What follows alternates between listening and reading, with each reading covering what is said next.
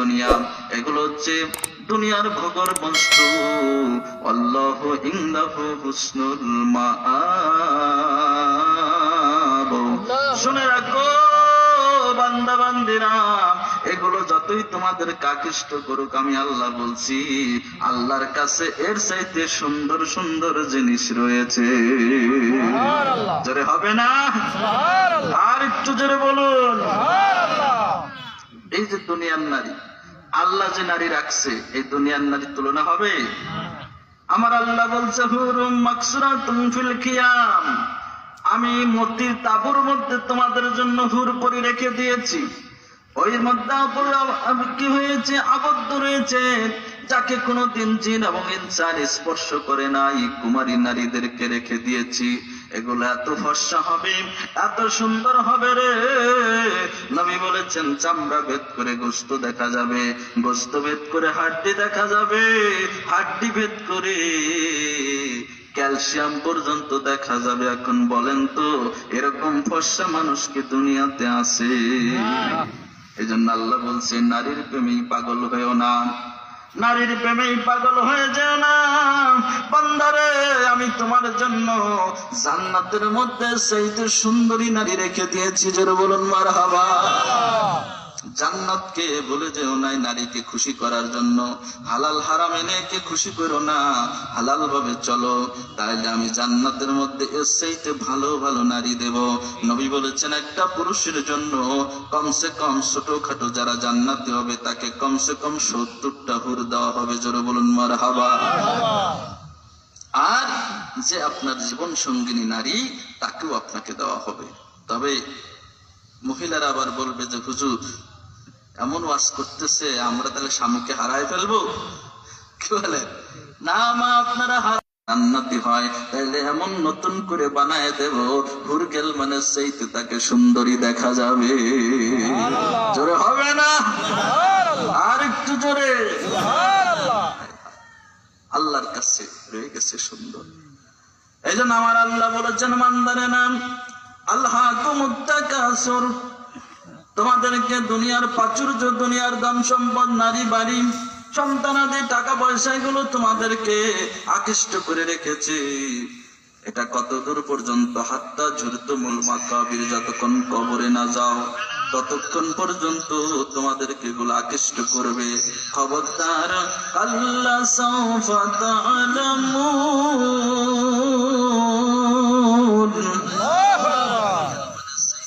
আমার আল্লাহ বলেন কখনোই না, কখনোই তোমাদের ঠিক হচ্ছে না, ঠিক হচ্ছে না। সাউফা তা'লামুন, অচিরেই তোমরা জানতে পারবে। কি সর্বনষ্ট করে ফেলতেছ। এই দুনিয়ার দিকে, নারী বাড়ি, টাকা পয়সার দিকে এত আকৃষ্ট হয় না, এটা তোমাদের ঠিক হচ্ছে না। আল্লাহ বলতেছেন কাল্লা, কখনোই ঠিক হচ্ছে না তোমাদের। সাউফা তা'লামুন, অচিরেই তোমরা বুঝতে পারবে, বুঝতে পারবে, কিন্তু সেদিন বুঝে তো লাভ হবে না। এই জন্য বুঝার জন্য আল্লাহ আগেই কোরআনুল কারিমে বলে দিয়েছেন যে বান্দা আগেই বুঝে রাখো, আমি সতর্ক করে দিলাম এটা ঠিক না, ঠিক না। আমার আল্লাহ ডবল আবার বলতেছে সুম্মা কাল্লা সাউফা তা'লামুন। জোরে হবে না? আল্লাহু আকবার। কোরআনের আয়াত শুনলে ভিতরে লাগে না? আমার আল্লাহ বলছে যারা মুমিন, ইন্নামাল মুমিনুনা ইযা যুকিরাল্লাহু ওয়াজিলাত কুলুবুহুম ওয়া ইযা তুলিয়াত আলাইহিম আয়াতুহু যাদাতুহুম ঈমানা। আমার আল্লাহ বলছে যারা মুমিন বান্দা বান্দি, তাদের সামনে যখন আমার জিকির করা হয় তাদের কলিজার ভিতরে ধাক্কা দেয়। এবং ওয়াইজা তুলিয়াত আলাইহিম, তাদের সামনে যখন আমার কোরআনের আয়াতগুলো তেলাওয়াত করা হয় তখন সাদাতুহুম ঈমানা, তখন এই আয়াতের তেলাওয়াত শুনে তাদের ঈমানের পাওয়ার বেড়ে যায়। তাহলে আপনার ভিতরে যে আয়াত শুনে পাওয়ার বাড়লো, তার প্রমাণ হবে আপনার মুখ থেকে বলতে হবে আল্লাহু আকবার। কি বলা যাবে না? তেলাওয়াত শুনলে আল্লাহু আকবার বলতে পারবেন না? কারণ ভাতের নিচে জাল দিলে, যখন এই যে মা বোনরা জাল দেয়, যখন টকবক শুরু হয়, বেশি জাল পড়লে কি বাবা ওটা উপসে পড়ে যায় না, তখন জাল কমায় দেয়, তাই না? আর সোনার ভাইয়েরা বাবাজিরা, ইমানের পাওয়ার বাড়লে উপসে যাবে। উপসে গেলে আপনার মুখ থেকে বলবেন আল্লাহু আকবার, প্রশংসামূলক কথা আপনার মুখ দিয়ে বের হবে। তাহলে বোঝা যাবে আপনার এই তেলাওয়াত ভিতরের ইমানটা তাজা করতেছে। তাই আমার আল্লাহ দুইবার বলেছেন কাল্লা সাউফা তা'লামুন, সুম্মা কাল্লা সাউফা তা'লামুন। বান্দারে কখনোই না ঠিক হচ্ছে না তোমাদের, অচিরেই তোমরা বুঝতে পারবে এটা। এই যে দুনিয়ার প্রতি আকৃষ্ট হয়ে যাচ্ছ, এটা তোমাদের ঠিক হচ্ছে না, ঠিক হচ্ছে না, অচিরেই তোমরা বুঝতে পারবে। তারপরে আমার আল্লাহ বলেন কাল্লা লাউ তা'লামুনা ইলমাল ইয়াকিন।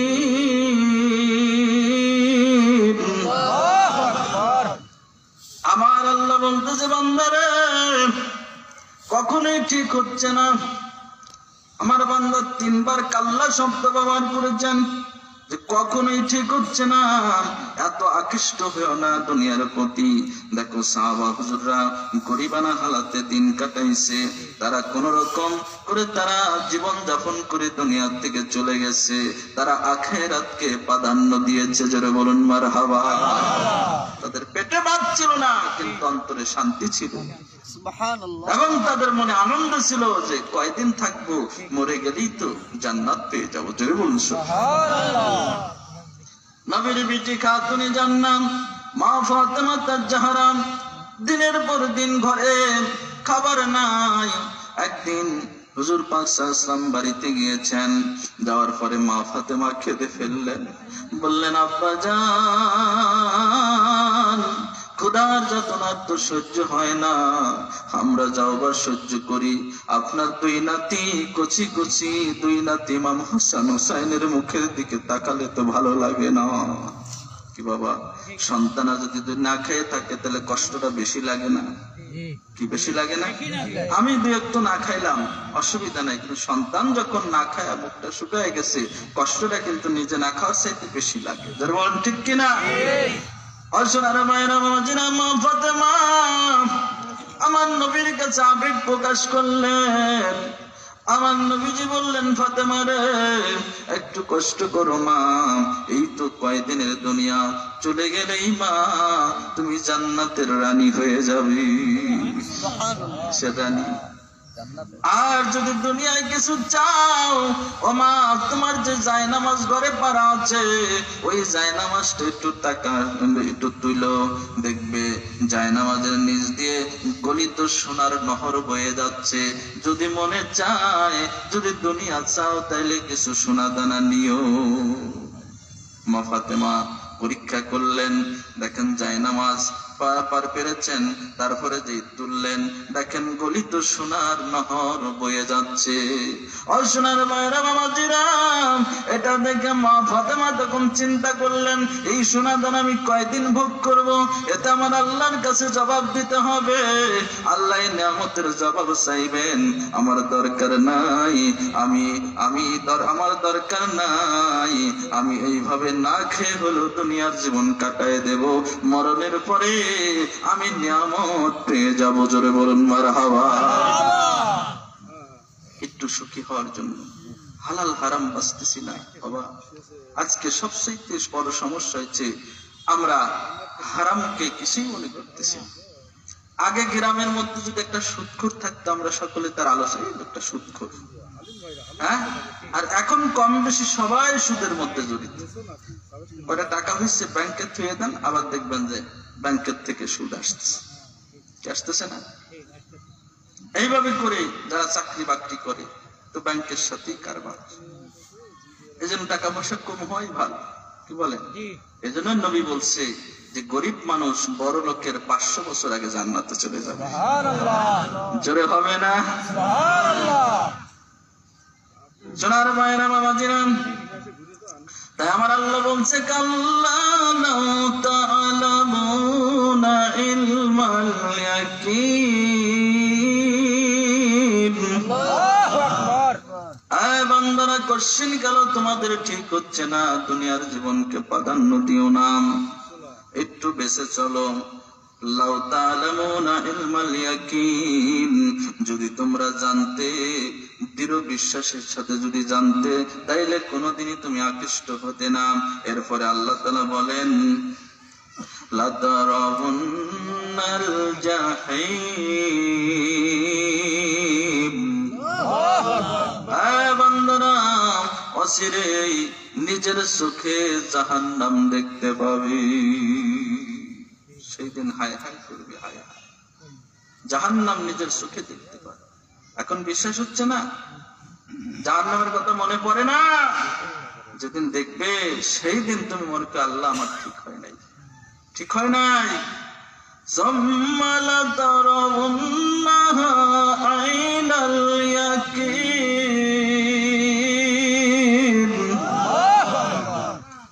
অতঃপর তুমি নিজের চোখে দেখে তোমার ইয়াকিন বেড়ে যাবে, নিজের চোখে দেখতে পাবে। তাই কোরআনের ভাষায় আমরা যে বিশ্বাস করি, বিশ্বাসের নাম হচ্ছে ইয়াকিন। বিশ্বাসের নাম কি? ইয়াকিন।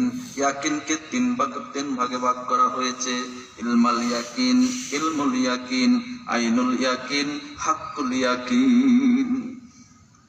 তাহলে ইয়াকিন কয় প্রকার? কয় প্রকার বলেন? তিন প্রকার। একটু জোরে বলেন, ইয়াকিন কয় প্রকার? প্রথম হচ্ছে ইলমুল ইয়াকিন। ইলমুল ইয়াকিন কি? কোনো কিছু শুনে জানার নাম হচ্ছে, পড়ে বা শুনে আপনি যে বিশ্বাসটা করলেন, এটার নাম হচ্ছে ইলমুল ইয়াকিন। অর্থাৎ ইলম দ্বারা আপনার বিশ্বাস অর্জিত হলো। যেমন কবরে আযাব আছে, জাহান্নাম আছে, জান্নাত আছে, এগুলো আমরা দেখছি? দেখি নাই। এই না দেখার কারণে আমরা যে বিশ্বাস করতেছি, না দেখে যে বিশ্বাস করতেছি, এর নাম হচ্ছে ইলমুল ইয়াকিন। যেদিন জাহান্নাম দেখা যাবে, ও বাবা যারা দুনিয়াতে আল্লাহর কিছু বান্দা আছে যাদের অন্তরের দৃষ্টি খোলা, আল্লাহ ওয়ালা মানুষ। নবী বলেছেন ইত্তাকু ফিরাশাতাল মুমিনি ফাইন্নাহু ইয়ানজুরু বিনুরিল্লাহি তাআলা। তোমরা আল্লাহ ওয়ালা মুমিন ব্যক্তিদের অন্তরের চোখকে ভয় করো, কেননা তারা আল্লাহর নূরের ভিতর দিয়ে সবকিছু দেখতে পায়। আজকে এই গোরস্থানে আপনার বাবা মা শুয়ে আছেন, আপনার আমার দেখার ক্ষমতা নাই, কিন্তু পৃথিবীতে এমন কিছু মানুষ আছে বাবা, যাদের অন্তরের দৃষ্টি খোলা, তারা কবরের পাশে আসে দেখতে পারে বাবা সুখে আছে না আযাবে আছে। এই কবরের আযাব শান্তি যখন নিজের চোখে দেখতে পায় ওই বান্দাদের, তখন আইনুল ইয়াকিন অর্জন হয়। আমাদের বিশ্বাসটা হচ্ছে ইলমুল ইয়াকিন। আর যারা এই চোখ দিয়ে দেখে বিশ্বাস করলো তাদের কি হলো? আইনুল ইয়াকিন।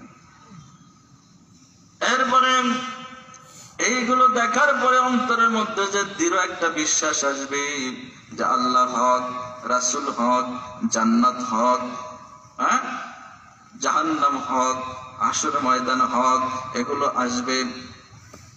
আমরা হাক্কুল ইয়াকিন এখন পাবো না, কিন্তু দুনিয়ার কিছু মানুষ আছে যারা ওটা দেখে তাদের মধ্যে এই হককে এমন ভাবে দৃঢ়ভাবে বিশ্বাস করে ফেলেছে, তাদের মধ্যে হাক্কুল ইয়াকিন হয়ে গেছে।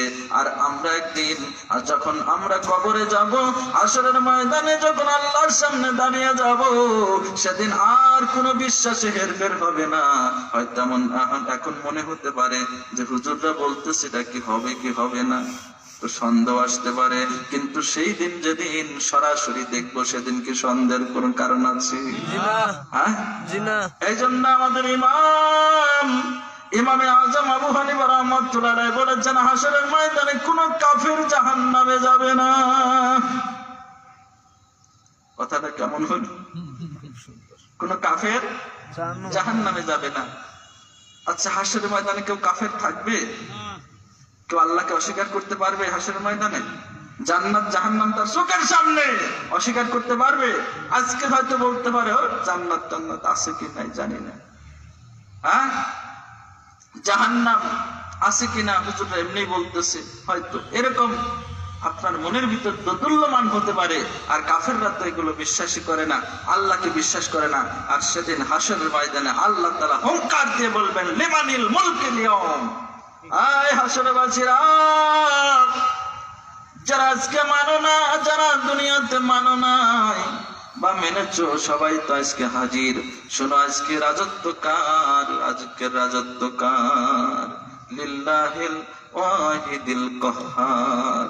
আজকে সেই একমাত্র কাহ্হারের রাজত্ব, আমার আল্লাহর রাজত্ব। জোরে বলুন মারহাবা। সেদিন বিশ্বাস অবিশ্বাস করার কোনো উপায় আছে? এই জন্য ইমামে আযম আবু হানিফা রাহমাতুল্লাহ আলাইহি বলেছেন, হাসরের ময়দানে কেউ অবিশ্বাসী থাকবে না, অর্থাৎ কোন অবিশ্বাসী হয়ে কেউ জাহান্নামে যাবে না, বিশ্বাস করে জাহান্নামে যাবে। কিন্তু এই জন্য যাচ্ছে ওই জায়গার বিশ্বাস কামে লাগবে না। বিশ্বাস করতে হবে দুনিয়াতে, কি বলেন ঠিক কিনা? মুমিন হতে হবে দুনিয়াতে। এখানে কাফের আর ওইখানে যদি ইমানদার হয়, হাসরের ময়দানে কাজ হবে। এই জন্য আমরা যদি চেষ্টা করি, আমরাও কিন্তু আইনুল ইয়াকিন হক্কুল ইয়াকিন হতে পারি। যে সমস্ত মানুষের আল্লাহওয়ালা মানুষ, তাদের সহবত যদি আমরা নিতে পারি, তাহলে তাদের সহবতে থেকে থেকে বাবা অন্তরের দৃষ্টি খোলা যায়। অন্তরের দৃষ্টি খুলে গেলে আপনার বাবা মা কবরে কেমনে আছে আপনি দেখতে পারবেন। তাকে কাশফুল কুবুর বলা হয়। তো চেষ্টা করতে হবে, সাধনা করতে হবে, কষ্ট করতে হবে, আমল করতে হবে, তবে আপনি এই অন্তরের দৃষ্টি খুলে গেলে দেখতে পাবেন আপনার বাবা মা সহ এই কবরবাসীরা কি অবস্থায় আছে। এই জন্য হাদিস শরীফে এসেছে, কোন আল্লাহওয়ালা মানুষ, কোন বাড়ির কোন আজ্ঞানী আলেম যখন কোন গ্রামের উপর দিয়ে হেঁটে যায়, ইয়ারফাউল্লাহু আযাবাল কবরি তিলকাল করিয়াতি 40 ইয়াওমান। ওই গ্রামের যত কবরস্থান আছে, ওই আল্লাহর ওলি বা হক্কানি আলেম ওই গ্রামের উপরে হেঁটে যাওয়ার কারণে 40 দিনের জন্য কবরে আযাব আল্লাহ এমনি মাফ করে দেয়। কেন? ওই আলেমের সম্মানার্থে। জোরে বলুন সুবহানাল্লাহ। কিন্তু আলেম যদি চোখলা হয়, ও বাবা কবরের পাশ দিয়ে যাইতে লেগে যদি দেখে এখানে আযাব হচ্ছে, একটু দোয়া করবে না? তাহলে দোয়া করে যদি যায়, তার হেঁটে যাওয়ার কারণে যদি 40 দিনের মাফ হয়, তিনি যদি একটু দোয়া করে যান, তাহলে তার উসিলায় কি কিয়ামত পর্যন্ত মাফ হতে পারে না? অবশ্যই। এই জন্য আল্লাহওয়ালা লোক পাইলে ট্রেনে দোয়া করাবেন, বাবা মার কবরের পাশে ধরে একটু নিয়ে এসে দোয়া করাবেন, দেখুন একটু দোয়া করে দেখ, লাভ হবে, ক্ষতি হবে। কারণ সোনার মায়েরা বাবাজিরা, আমাদের বাবা মা আমাদের দিকে তাকিয়ে আছে। আমার নবী বলেছেন, আন আব্দুল্লাহ ইবনে আব্বাস রাদিয়াল্লাহু তাআলা আনহু قال قال رسول الله صلى الله عليه وسلم মাল মাইয়িতু ফিল কবরি ইল্লা কাল গরিকিল মুতাগাওয়িজ ইয়ানতাজিরু দাওয়াতান তালহাকুহু মিন আবিন আও উম্মিন আও আকিন আও সাদিকিন ফাইজা লাহিকাতুহু কানা হাব্বা ইলাইহি মিনাদ দুনিয়া ওয়া মা ফিহা ওয়া আন্নাহু তাআলা لا يدخل على أهل القبور من دعاء أهل الأرض أمثال الجبال وأن هادية الأحياء إلى الأموات الاستغفار لهم رواه البيهقي শরীফের হাদিস। হযরত আব্দুল্লাহ ইবনে আব্বাস রাদিয়াল্লাহু তাআলা আনহু হাদিস কেন বর্ণনা করেন, তিনি বলেন আমার নবী পাক জবানে বলেছেন যে মাল মাইয়িতু ফিল কবরি ইল্লা কাল গরিকিল মুতাগাওয়িস, একটা মৃত ব্যক্তি কবরের মধ্যে ডুবন্ত ব্যক্তির মতো অসহায়। ডুবন্ত ব্যক্তি অসহায় না? মনে করেন যে নৌকা যোগে নদীতে বা সাগরে যাচ্ছে, জাহাজে যাচ্ছে, হঠাৎ নৌকা ডুবে গেছে, ও হাবুডুবু খাচ্ছে, তাহলে কেমন অসহায়? ওই লোকটা সামনে তাকায় দেখে পানি, পিছনে তাকায় দেখে পানি, ডাইনে তাকায় দেখে পানি, বামে তাকায় দেখে পানি। ও বাবা, ওই লোকটা কেমন অসহায় বাবা, কেমন অসহায়। নবী বলেন একটা মৃত ব্যক্তি কবরের মধ্যে এরকম ডুবন্ত ব্যক্তির মতো। ইয়ান্তাজিরু দাওয়াতান তালহিকুহু মিন আবিন আও উম্মিন আও আকিন আও সাদিকিন। আমার নবী বলেছেন ওই মৃত ব্যক্তি অপেক্ষায় থাকে দোয়ার জন্য, দোয়ার জন্য, দোয়ার জন্য। কার কাছ থেকে? মিন আবিন, তার আব্বার কাছ থেকে। আমার বন্ধু যদি একটু দোয়া করে আমি কবরে ভালো থাকবো। আজকে তো বাবা কিছু মানুষ বলতেছে দোয়া করে লাভ নাই, তাহলে হাদিস শরীফ কি হবে? এর আগে একদিন আমি আমার মসজিদে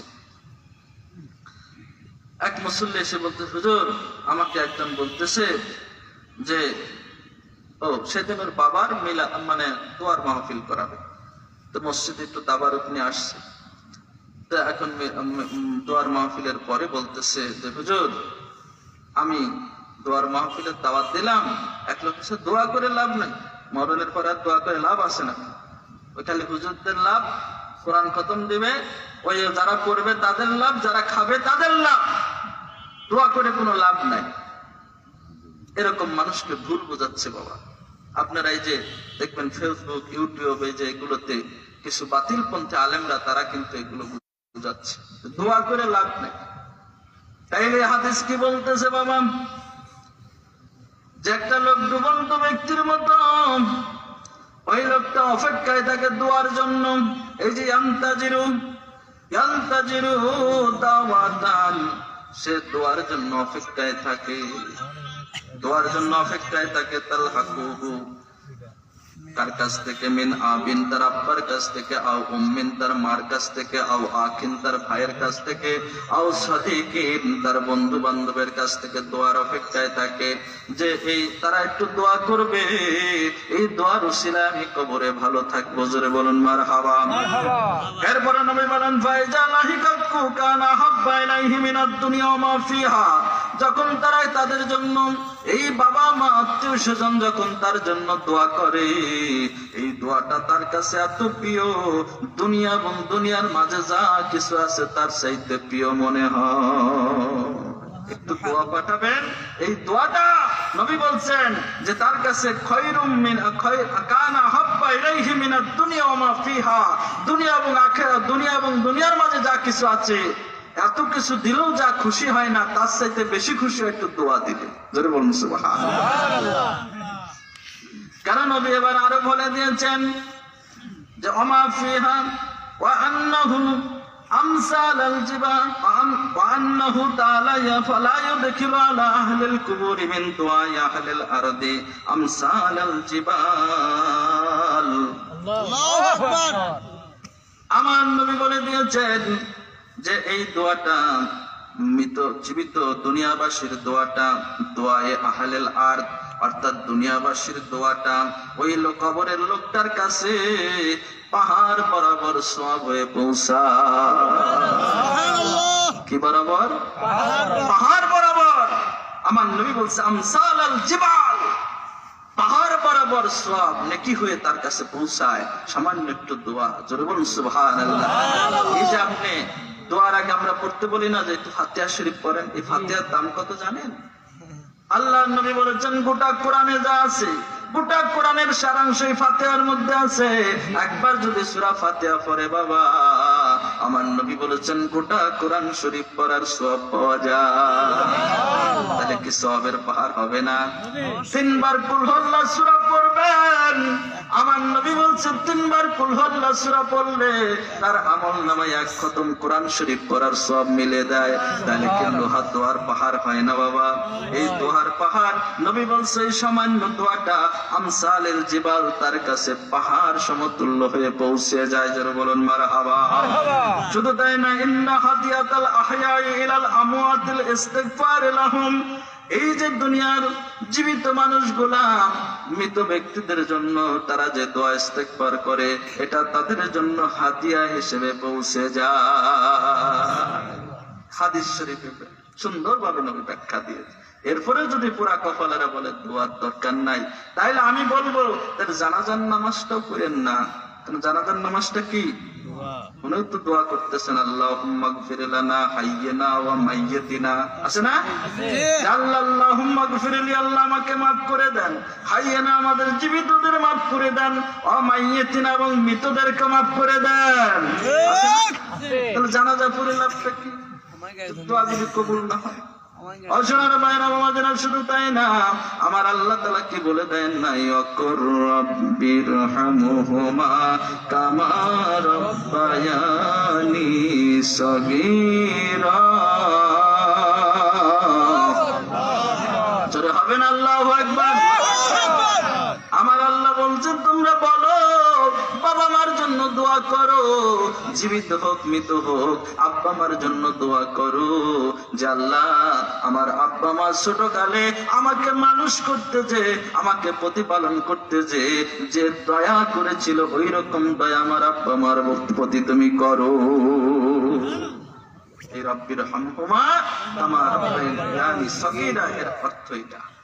আল্লাহ হে আমাদের রব, রব্বি ইরহামহুমা, ইরহাম তুমি দয়া করো, হুমা ওই আব্বা মার প্রতি, কামা রাব্বায়ানি সগীরা, কামা মানে যেমন, রব্বায়া মানে তারা প্রতিপালন করতে যে, নি মানে আমাকে, সগীরা মানে ছোটকালে, ছোটকালে আমাকে প্রতিপালন করতে যে যেই রকম দয়া করেছিল, ওই রকম দয়া আমার আব্বা আমাকে করো। জোরে বলুন সুবহানাল্লাহ।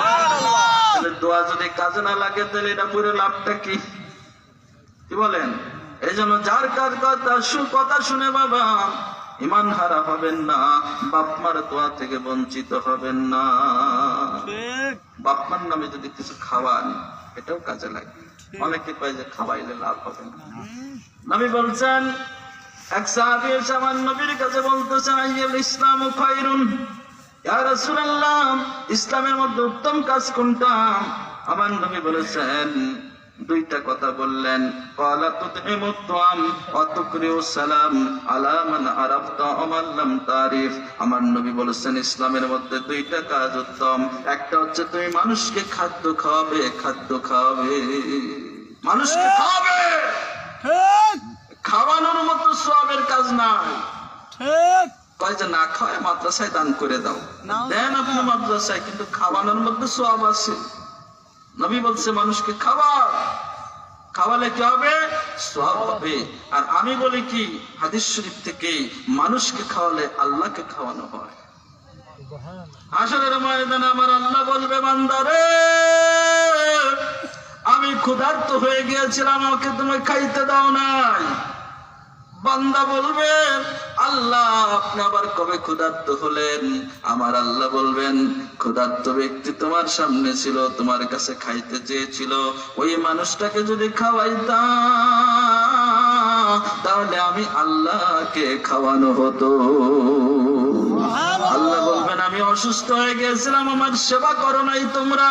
বান্দা বলবে, আল্লাহ কবে তুমি অসুস্থ হয়েছিলে? তখন আমার আল্লাহ তাআলা বলবেন যে, বান্দা অসুস্থ ব্যক্তি তোমার সামনে ছিল, তুমি যদি তার সেবা করতে তাহলে সেই সেবাটা আমি আল্লাহকে করা হতো। জোরে বলুন মারহাবা। আল্লাহ বলবেন, পিপাসিত হয়ে গিয়েছিলাম, তুমি আমাকে পানি পান করাও নাই। বান্দা বলবে, আল্লাহ কবে তুমি পিপাসিত হলে? তখন আমার আল্লাহ বলবেন, বান্দারে পিপাসিত ব্যক্তি তোমার সামনে যা পানি চেয়েছিল, ওকে যদি একটু পানি খাওয়াইতা সেটা আমি আল্লাহকে খাওয়ানো হতো। জোরে বলুন সুবহানাল্লাহ। তাহলে মানুষকে খাওয়ালে কি হয়? আল্লাহকে খাওয়ানো হয়। জোরে বলুন সুবহানাল্লাহ। তাহলে খাওয়ানো কি বেদাত হবে? খাওয়ানো কি নাজায়েজ হবে? বলতেছে যে হ্যাঁ, বাবা মার কবরে যদি আযাব বাড়াতে চান তাহলে মানুষকে গরু মাইরে খাওয়ান। নাউযুবিল্লাহ, নাউযুবিল্লাহ মিন যালিক। মানুষকে খাওয়ালে সওয়াব আছে। নবী বলছে দুইটা কাজের কথা নবী বললেন, উত্তম কাজ। একটা হচ্ছে তুতইমুত তুআম, মানুষকে তুমি খাদ্য খাওয়াবে, এটা উত্তম কাজ। অতুকরিউস সালাম আলা মান আরাফতা ওয়া মান লাম তারিফ, পরিচিত অপরিচিত সকলকে সালাম দেবে, এটা উত্তম কাজ। নবী দুইটা উত্তম কাজ করে বলেছেন। এখানে নামাজের কথা বলেন নাই, রোজার কথা বলেন নাই, অন্য কোন নেকির কথা বলেন নাই, শুধু বলেছেন মানুষকে খাওয়াবে আর সালাম দেবে। তাহলে খাওয়ানো কি সওয়াব নাই? অবশ্যই আছে। খাওয়াবেন বাপমার নামে 10টা ফকির খাওয়াবেন, গরিব মানুষকে খাওয়াবেন, এমনকি এমনি মানুষকেও যদি মেহমানদারি করান খাওয়ান তাতেও সওয়াব হবে। তবে নবী বলছে যে খানার মধ্যে গরিব মানুষ থাকে না, ওই খানাটা আল্লাহর কাছে কবুল হয় না। তো গরিব ধনী সবাই সমান তালে একই সম্মানে আপনি খাওয়াবেন, ধনীদেরকে আলাদা নিয়ে খাওয়াবেন তা হবে না, আল্লাহ কবুল করবেন। আমাদের দেশে মোটামুটি এটা মেনটেন করা হয়, তাই না? গরিব ধনী একসঙ্গে আমরা যে খয়রাত অনুষ্ঠান, যে খয়রাত বলি, খয়রাতটা কেন বলা হয়? খয়রাতটা বলা হয় খয়রের বহু বচন খয়রাত। খয়রের বহু বচন কি? খয়রাত। খয়র মানে উত্তম, আর খয়রাত মানে উত্তম সমূহ। অর্থাৎ একটা যখন অনুষ্ঠান হয়, খয়রাতের অনুষ্ঠান হয়, তখন সেখানে আলেম ওলামারা সেখানে প্রথমে সালাম বিনিময় করে। সালাম দেওয়াটা কি কাজ? উত্তম কাজ, খয়ের কাজ। তারপরে কোরআন তেলাওয়াত করে, এটা কি কাজ? উত্তম কাজ। দুরূদ সালাম পড়ে, এটা কি কাজ? উত্তম কাজ। আল্লাহ নিজে ইন্নাল্লাহা ওয়া মালাইকাতাহু ইউসাল্লুনা আলান নবী ইয়া আইয়ুহাল্লাযীনা আমানু সাল্লু আলাইহি ওয়া সাল্লিমু তাসলিমা। নিশ্চয় আল্লাহ তাআলা এবং তার ফেরেশতারা আল্লাহর নবীর উপরে দুরূদ শরীফ পড়ে এবং পড়তেই থাকবে। জোরে বলুন মারহাবা। দুরূদ পড়া আল্লাহর সুন্নাত, আল্লাহ নিজে পড়েছে, ফেরেশতাদেরকে নিয়ে পড়ে। ও সোনার ভাইরা, আল্লাহ এবার বলছেন ইয়া আইয়ুহাল্লাযীনা আমানু, হে ইমানদারেরা, সাল্লু আলাইহি, তোমরা সেই নবীর উপরে দুরূদ শরীফ পড়ো, ওয়া সাল্লিমু তাসলিমা, এবং সম্মানের সাথে নবীকে সালামও দাও। জোরে বলুন মারহাবা। দুরূদ সালাম পড়া কার অর্ডার? আল্লাহর অর্ডার, আল্লাহর সুন্নাত। এইজন্য দুরূদ সালাম পড়া হয় মিলাদ মাহফিলে, খয়রাতের মাহফিলে, দোয়ার মাহফিলে। এটা আল্লাহ পাকের হুকুম, এটা আমরা করে থাকি। এরপরে কিছু দোয়া দুরূদ পড়ি, আলেম ওলামারা কিছু ওয়াজ নসিহত করে। ওয়াজ নসিহত করা ভালো না মন্দ কাজ? ভালো কাজ। তাহলে এটাও খায়র। এইভাবে করে শেষে আমরা কিছু দোয়া দুরূদ পড়ি, ফাতিহা শরীফ পড়ি, সূরা ইখলাস পড়ি, ইস্তিগফার পড়ি, এটাও কি খায়র কাজ? এরপরে আমরা একটু দোয়া করি। আমার আল্লাহ বলছেন উদউনি আস্তাজিব লাকুম, তোমরা আমার কাছে দোয়া করো, বান্দা তোমাদের দোয়া আমি কবুল করব। এই যে আমরা দোয়া করি, দোয়া করাটাও কি উত্তম কাজ? উত্তম কাজ। তাহলে এই অনেকগুলো উত্তম কাজ একসঙ্গে হওয়ার কারণে এটার নাম হয়ে গেছে খয়রাত। নাম কি? খয়রাত। এজন্য নিঃসন্দেহটা জায়েজ। জোরে বলুন না সুবহানাল্লাহ। সুবহানাল্লাহ। তাহলে সোনার ভাইয়েরা, বাবাজিরা, এজন্য আমরা সব সময় উত্তম কাজগুলো করব, দোয়ার মাহফিল করব, দোয়া করাবো। এই যে আজকে আপনারা জালসা দিয়েছেন, এটাও কিন্তু দোয়ার মাহফিল। কিসের মাহফিল? এটা তো উপকার হবে। জোরে বলুন না সুবহানাল্লাহ। তো দুরূদ শরীফ আল্লাহুম্মা সাল্লি আলা সাইয়্যিদিনা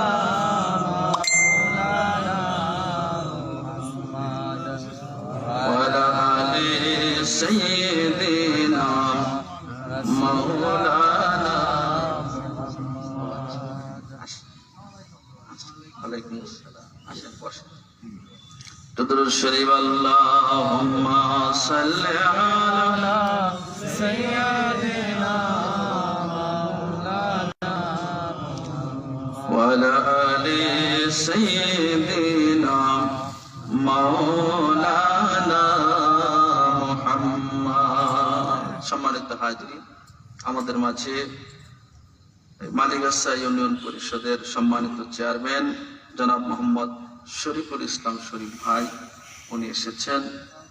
জি, তো এরপরে আরো অতিথিগণ আসবে ইনশাল্লাহ পর্যায়ক্রমে, আশা করি।